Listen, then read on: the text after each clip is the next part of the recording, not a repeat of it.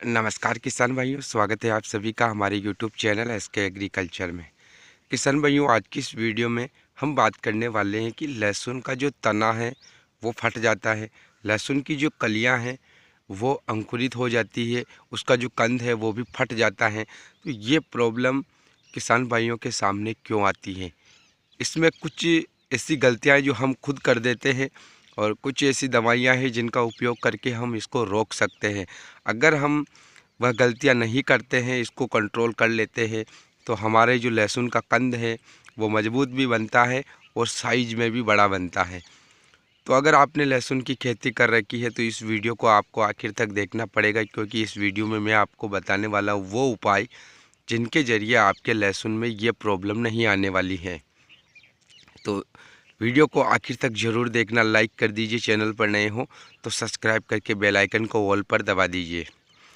किसान भाइयों, लहसुन की खेती में अगर आपने लहसुन की खेती कर रखी है, अगर आपने ऊटी लहसुन या जो अपना G2 लहसुन वगैरह लगाया हुआ है, देसी लहसुन नहीं लगाया है, तो इनमें ये प्रॉब्लम, ये शिकायत जो है थोड़ी ज़्यादा देखी जाती है।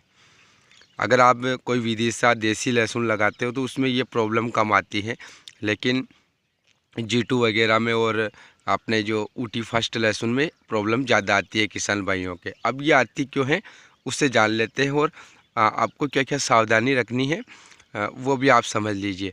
देखिए, सबसे पहले तो अगर पौधे का तना जो है वो फटने लग जाए और आपको ऐसा लग जाए कि आपके पास ऊटी लहसुन या G2 लहसुन है या दूसरा भी लहसुन है, उसमें अगर तना फट रहा है तो एक तो आप उसमें नमी कम कर दीजिए। आप ये समझ लीजिए कि आप ज़्यादा पानी लगा चुके हो अपनी फसल को, तो पानी को थोड़ा कम कीजिए, क्योंकि जितना ज़्यादा पानी लगाओगे उतनी ही ज़्यादा ये प्रॉब्लम आएगी। तो थोड़ा नमी को कम कीजिए, लहसुन को जैसे पानी की ज़रूरत पड़ती है वैसे ही पानी दीजिए, उतना ही पानी दीजिए, हल्का पानी दीजिए, तो ये प्रॉब्लम नहीं आएगी।